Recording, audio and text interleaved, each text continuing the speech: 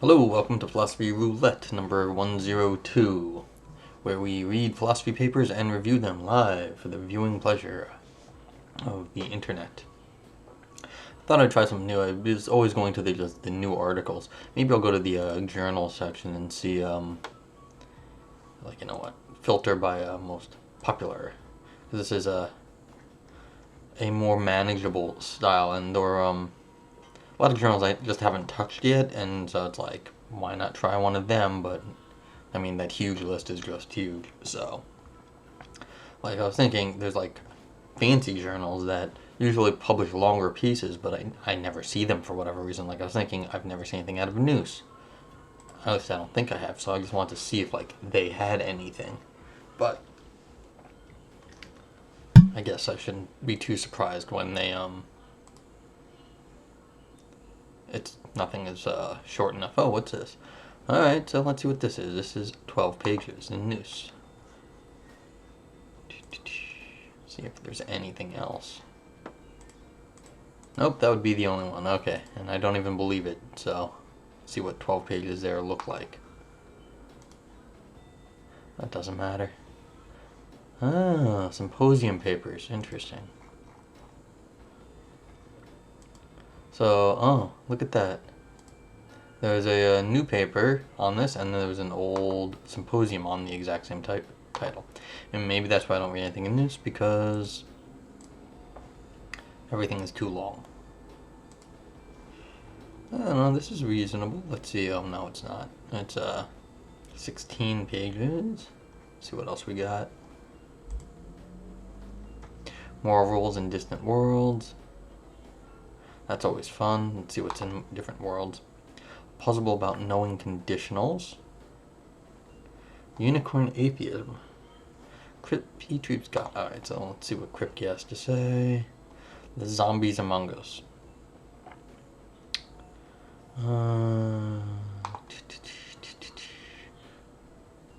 Autonomies, there's a nominal realism. Yeah, 0 to 1, that's not that loud. Alright, so let's take a look. Oh, I think I read this one. I read something from Abelard Podgorski because I remember that name. Let's see.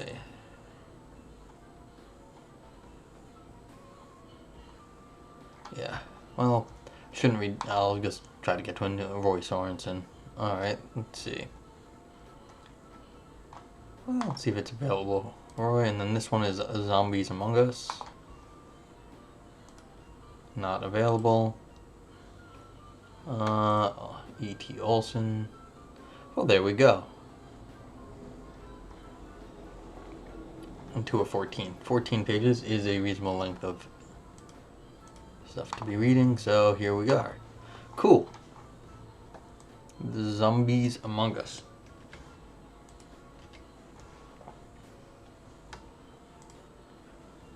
If you join me live, and I hope you do one day, and you want a link to the paper, type !paper in the chat box, and this link will pop back up.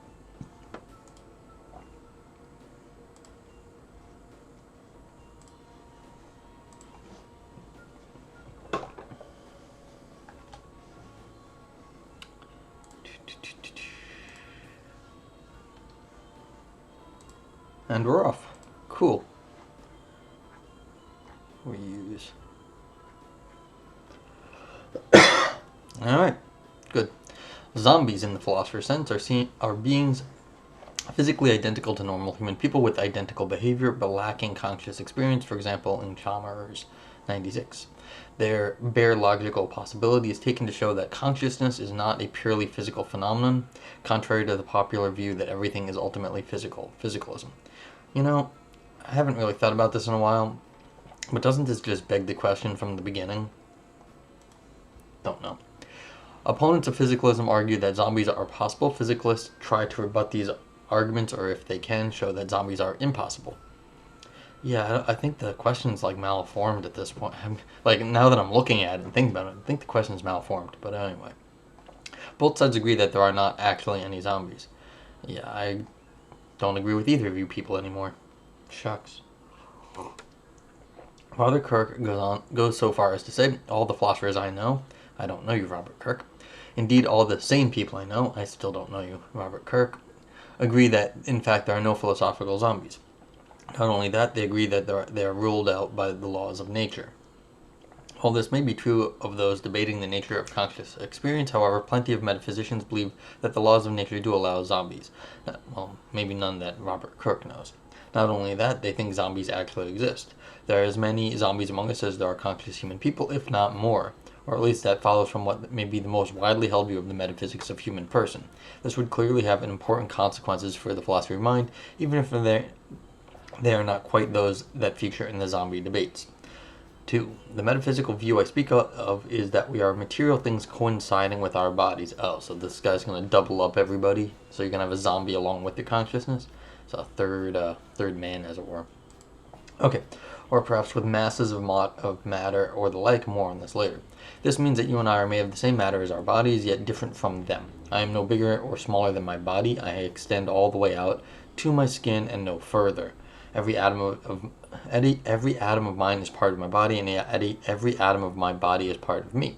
We are atom for atom physical duplicates, not only now, but at every time when I exist.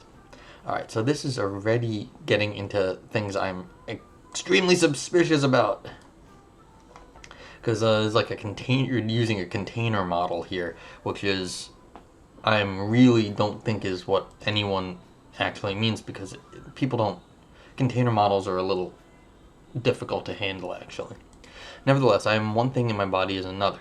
See, how is it you've got a perfectly fitted container, but then you've got something else that distinguishes them? So this is what is a little bit of strange Mariology, in my opinion. This is sometimes called the constitution view, as is commonly put by saying that people are constituted by their bodies. There are different accounts of why it is that our bodies constitute us rather than our constituting them, but this asymmetry will not concern us. Advocates of constitution view include all these people. Constitutionalists say that people are distinct from their bodies because they differ modally. If my brain were transplanted into your head and the operation preserved psychological continuity, I should go with the brain. Really? This is what people say? I should go with the brain. The transplant recipient would be me with a new body, not you with a new brain. But my body would stay behind with an empty head. Constitutionalists infer from this that we have a property that my body lacks, namely being such that I should go with my brain if it were transplanted. Or if I died peacefully, that would be the end of me, but not the end of my body. It has a property that I lack, namely being able to exist in an irreversibly unconscious state. I'm going to call this the Frankenstein view, personally.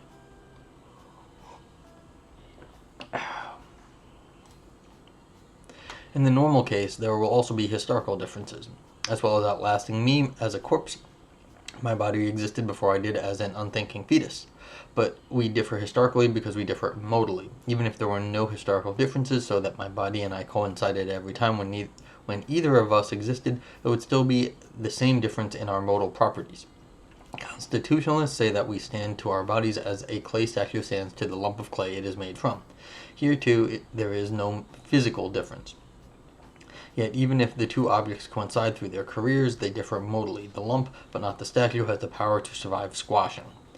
And if the clay statue coincides with a lump of clay distinct from them, it would be surprising if each of us did not coincide with a lump of flesh, with a body, or with some other material thing distinct from ourselves. Okay, HighLowmorphic Theory, thank you. But constitutionalists do not believe that we differ from our bodies only modally and historically. They also must be psychological differences. This is for at least 3 reasons. First, if people and their bodies were psychologically indistinguishable, there would be twice as many conscious, intelligent beings as we thought. Every conscious person would have a conscious body distinct from her. This paper would have 2 authors, even if for ordinary purpose we count as one of them. Second, the usual definitions of personhood say that being a person amounts to having certain mental properties. Locke is the best known. A person, he says, is a thinking, intelligent being and has reason and reflection and can consider itself as itself the same thinking thing in different times and places. There is at any rate wide agreement that having the right mental properties is sufficient, if not necessary, for being a person. Perhaps a human fetus is already a person even before it acquires those mental properties. Alright, so having the, even if not necessary, is sufficient even if not necessary for being a person. I don't know. I mean, there is any wide, like, what's this wide agreement? A wide agreement that having the right mental properties is sufficient, but not for being a person. I'd go with an agent. I don't know what. Yeah, and like I was saying, we were reading the paper on ectogenesis. I mean, I expect. I mean, really, this seems to put a lot of weight on what you mean by person ahead. It just seems that you're defining person in terms of this, not that would make person an empty property. It's just whatever you want it to be according to this sort of mental property view. So I'm not actually so I find this to be somewhat of a strange claim here. So if my body's being psychologically just like me would make it to a person, a second person distinct from me. See, yeah, but that's because you've defined what it is to be a person in terms of this mental stuff. So, but that is not argued for. That's sort of a little backwards in my opinion. Okay, it would have all the right mental properties. Well, that's because you defined it that way. If you're going to define person in terms of this, and then you're going to say, well, it's a person. Well, it's because you defined it that way. All right. Some people would be their bodies. It would not It would not go with the brain if it were transplanted, but stay behind with an empty head. Human people would come in two metaphysical species: those that are constituted by their bodies and have the special moral properties constituted ascribed to us, and those that are the bodies of those people and lack those properties. This would conflict with the claim that people are distinct from their bodies and that a person would go with her transplanted brain. These things would only be true of constituted people. It would be like saying that people are male and not female. Third, our bodies being psychologically just like us would create an awkward epistemic puzzle. If I am one of two people, or two intelligent beings, now thinking my thoughts, how could I know which one I am? With emphasis on I. Look at that, an underline. I haven't seen an underline in a philosophy paper in a while. It's like box this. Hey, look at that, an underlined I. Suppose I were a constitutionalist and believed that I should go with my brain if it were transplanted rather than just losing an important organ. If my body were psychologically just like me, then it too would be a constitutionalist and would presumably believe that it, another underline, look at that, would go with its transplanted brain. It would take itself to be a person constituted by a body, not a body constituting a person. And it would believe these things on the same grounds that I do. Our reasons would be identical. Yet it would be mistaken in this belief. It appears to follow that for all I could ever know, I might be the one making the mistake. I could be the body. And this would be no far-fetched skeptical scenario. At least half the human thinkers entertaining the thought would be mistaken in the same way. So even if I were the constituted person and not the body, it seems that I could never have any good reason to believe it, making the constitution view epistemically self-undermining. Constitutionalists want none of this. They don't believe that there are twice as many conscious, intelligent beings as we thought, or that my body is a person, or that human people come in two metaphysical species. They don't worry about how I know that I'm not someone else's body. They do not see our bodies as psychological equals. But it would be baffling if our bodies had some of our mental properties and not others. If they had conscious experience but lacked capacity for rational thought, say, there would be no neural difference to account for it, and it could never manifest itself in different behavior. The usual constitution view is that our bodies have no mental properties as well. As we shall see, however, in section 4, the consequences for the philosophy of mind would be similar if our bodies had only some of our mental properties. It follows that according to the usual constitution view, our bodies are zombies. They are physically identical to us, yet lack all mental properties, including conscious experience. What's more, human organisms are zombies. The reason constitutionalists give for denying that we are our bodies are equally reasons for denying that we are organisms. Yeah, but that's the whole point of dualism, is that there's a second substance. I don't see that this is a particularly interesting claim, actually, right here. Sorry, I'm being grumpy today. But, this is the whole point of dualism, is that there's a thinking substance and then there's the physical substance. This is just a restatement of, just a more sophisticated statement of dualism, which is the whole point. No organism would go with its transplanted brain as a person would. The operation would simply move an organ from one animal to another. I mean, unless you believe in the pineal gland, then, like, that's what's connecting it. But yeah, that's kind of the point. Well, on strict Descartes, I was looking at something the other day. The whole body, it's a holistic view of how the mental substance interacts with the physical substance. So you actually couldn't. Doesn't look like they understood about transplants back in the 17th century. So, even Descartes wouldn't buy this. Okay. More generally, human organs have different modal properties from the ones constitutionalists take us to have. It may be that our bodies are organisms. A person's body is the same thing as the organism associated with her. If not, the zombies will outnumber us at least 2 to 1. At least because they might coincide with a mass of matter or aggregate of atoms in the way that a clay statue is said to coincide with a lump of clay. But neither a person nor an organism is a mass of matter, and that would make the mass yet another zombie.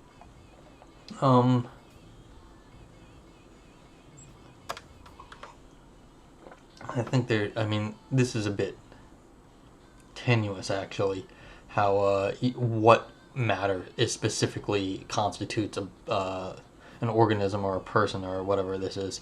Because, it's like, well, I could chop off my finger, and then is the myself with, like, a little piece of my finger cut off a different thing? And like, then you could say, well, it's connected now, but it could not be. So then you could, like, infinitely slice me up in different sections, and they would all be different zombie pieces, even though they're connected zombie pieces.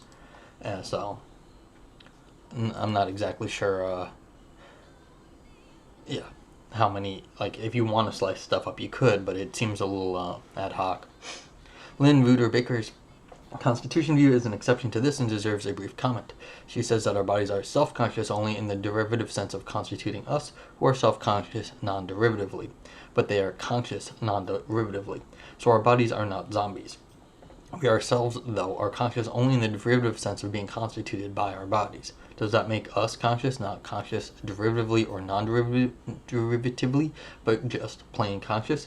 If it does, then there are twice as many conscious beings as we thought, which Baker denies. If it doesn't, then we ourselves are zombies. But she wants to deny this too. Whether this is coherent position is a question I cannot pursue here. So we'd have to dig into derivativeness. 3. Why has no one noticed the Constitution view entails the existence of zombies?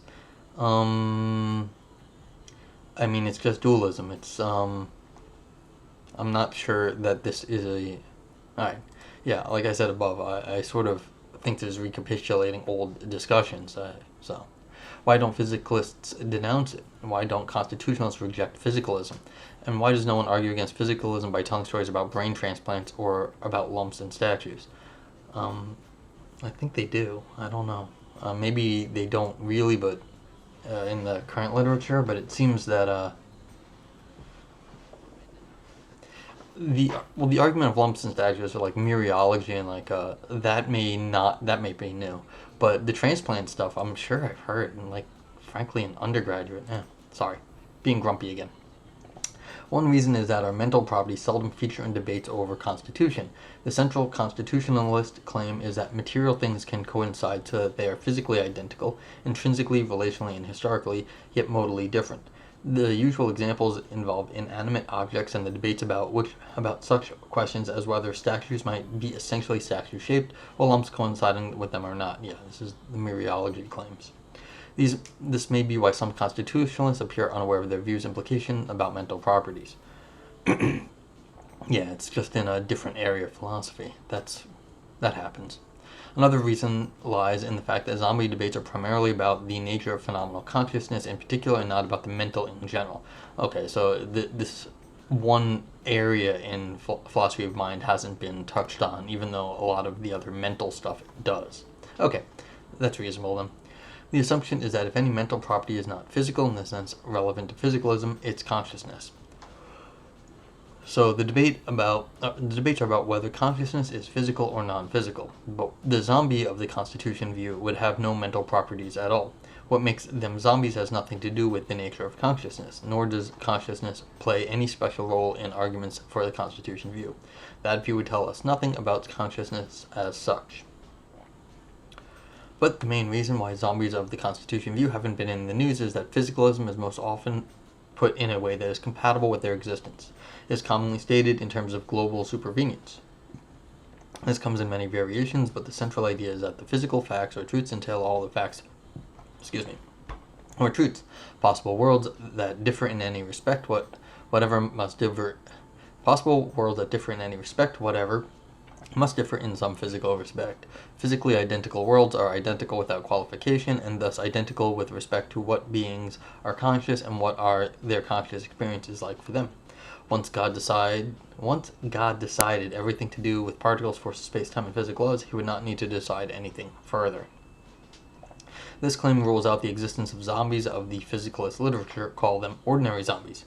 They do not constitute conscious beings. If they were possible, consistent with the actual laws of physics, then there would be a zombie physically just like me, in physically identical surroundings with the same physical laws, a being that not only lacked consciousness, but did not even coincide with a conscious being. This appears to imply that there is a possible world physically just like the actual one, but where some of the locations actually occupied by conscious beings are instead occupied by zombies, ordinary zombies. Physically identical worlds would differ psychologically, contrary to the global supervenience claim. That's why possibility of zombies is taken to be incompatible with physicalism. But the Constitution view does not imply that there are or even could be any ordinary zombies. It entails only the existence of zombies coinciding with conscious beings, Constitution zombies. Most constitutionalists say that any world physically identical to this one will include not only our body, but also a conscious being constituted by it. If particles just like yours are arranged as yours are, in the same physical surroundings, if that's relevant, and with the same physical laws, they will inevitably compose both a body and a conscious person, just as clay or particles arranged in the shape of Socrates in the right surroundings will inevitably compose both a lump and a statue. Okay. They can even take it to be a necessary truth that every zombie constitutes a conscious being, making ordinary zombies impossible. So constitutionalists can allow that once God settled the physical facts, the existence of both Constitution zombies and the conscious beings they constitute follows necessarily. The Constitution view entails no difference between possible worlds that would interest philosophers of mind. It is compatible not only with the global supervenience of the mental on the physical, but with physicalism in general, stated as the claim that the physical facts entail all the facts, mental and otherwise. This, more than anything else, has kept Constitution zombies out of the headlines.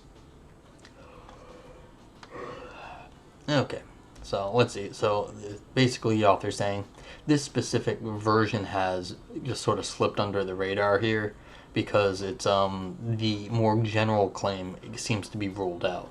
So apparently the author here has this particular version they think is going to somehow skirt the problems of, or skirt the objections people have to it, the general objections that have already been raised.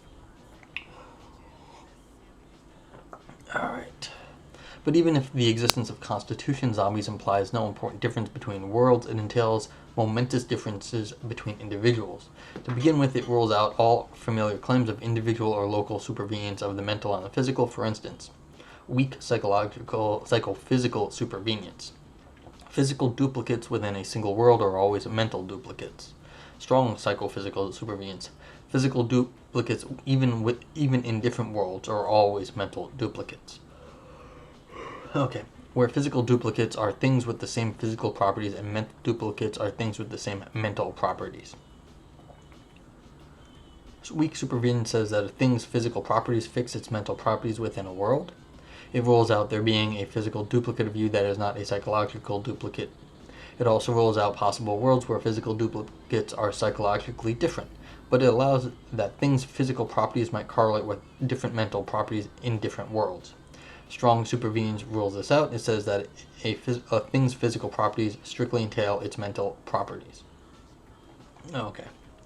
It is evident that the existence of Constitution zombies would contradict weak supervenience. Your body would be a physical duplicate if you, but not a mental duplicate. Would be a physical duplicate of you, but not a mental duplicate. In fact, weak supervenience would be false even if your body